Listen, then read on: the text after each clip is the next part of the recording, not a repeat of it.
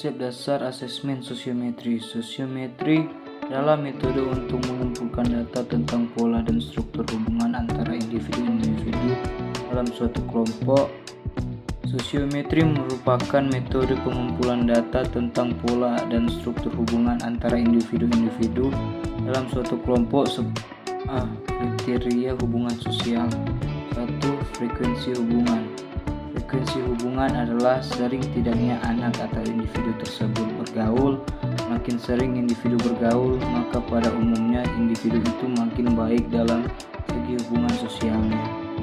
2. Intensitas hubungan. Intensitas hubungan adalah segi mendalam tidaknya orang atau anak di dalam pergaulannya atau intim. Tidaknya mereka bergaul. Makin mendalam seorang bergaul di dalam hubungan sosialnya, maka dapat dinyatakan bahwa hubungan sosialnya semakin baik. 3. Popularitas hubungan. Popularitas hubungan mencakup banyak setidaknya teman bergaul. Makin banyak teman dalam hubungan sosialnya, makin baik tidaknya hubungan sosialnya. Dari ini dapat dilihat dari segi banyak sedikitnya teman bergaul. Di sini saya akan menjelaskan tentang tahap-tahap dalam pelaksanaan sosiometri.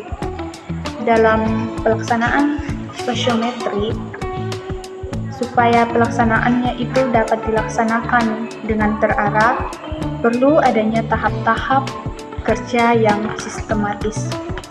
Tahap-tahap yang harus dilalui diantaranya: 1. Persiapan.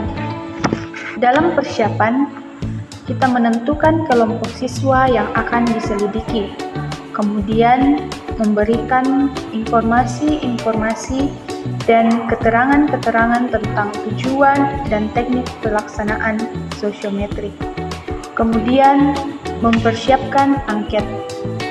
Sosiometri yaitu suatu alat yang digunakan untuk mendapatkan materi sosiometri dengan menggunakan beberapa pertanyaan yang berisi siapa yang dipilih atau disegani dan siapa yang ditolak atau tidak disegani dari anggota kelompoknya. Daftar yang dipergunakan untuk mendapatkan materi sosiometri ini dinamakan angket sosiometri. Tahap yang kedua yaitu pelaksanaan. Membagikan dan mengisi angket sosiometri, mengumpulkan kembali dan memeriksa apakah persiapan angket itu sudah sesuai dengan yang dijelaskan. Kemudian tahapan yang ketiga yaitu penutup. Memeriksa hasil angket sosiometri, mengadakan tabulasi dalam bentuk tabel. Tabulasi ini adalah proses pengelompokan dan pengaturan data ke dalam tabel untuk memudahkan analisis dan informasi data. Kemudian membuat sosiogram. Kemudian menafsirkan hubungan-hubungan sosial siswa berdasarkan sosiogram. Membuat indeks pemilihan, membuat laporan sosiometri.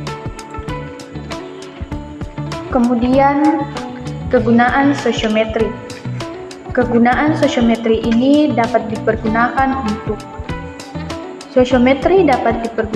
untuk memperbaiki hubungan insani, menentukan kelompok kerja, meneliti kemampuan memimpin seorang individu, meneliti kemampuan seorang individu dalam kelompok tertentu untuk suatu kegiatan tertentu, mengetahui bagaimana hubungan sosial atau berteman seseorang individu dengan individu lainnya, mencoba mengenali problem penyesuaian diri seorang individu dalam kelompok sosial tertentu, menemukan individu mana yang diterima atau ditolak dalam kelompok sosial tertentu. Kelebihan dan kekurangan sosiometri.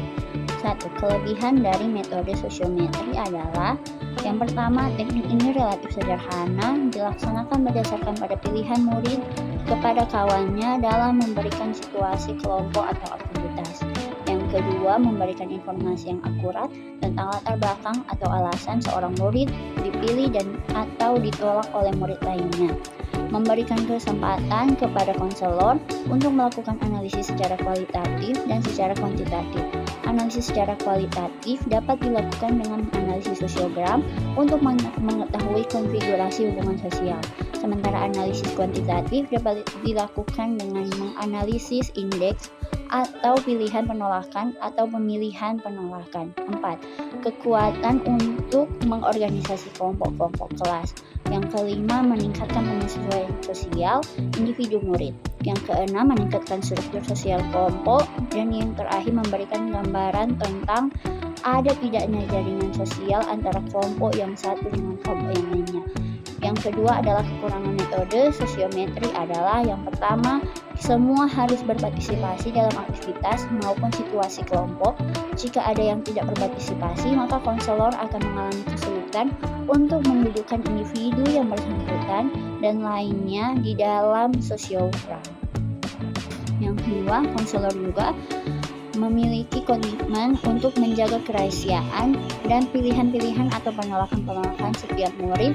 Jika konselor menjaga rahasia tersebut, maka murid-murid bisa mengalami gangguan hubungan sosial dengan sesama murid sekelas setelah mereka mengetahui tentang pilihan-pilihan atau penolakan-penolakan di antara mereka, dan murid akan kehilangan kepercayaan terhadap konselor karena tidak menjaga rahasia tersebut.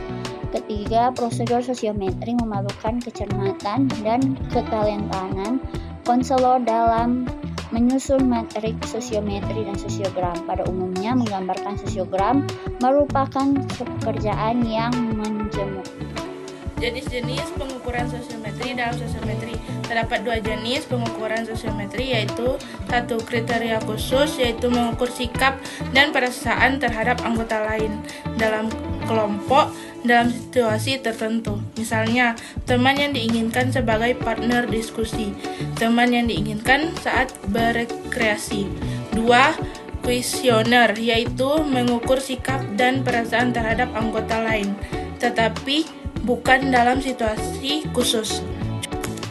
Contoh kuesioner sosiometri dalam segala situasi dengan 6 tingkat penerimaan, yaitu: 1. Sahabat yang baik, 2. Teman biasa, 3. Bukan teman tetapi masih berhubungan baik, 4.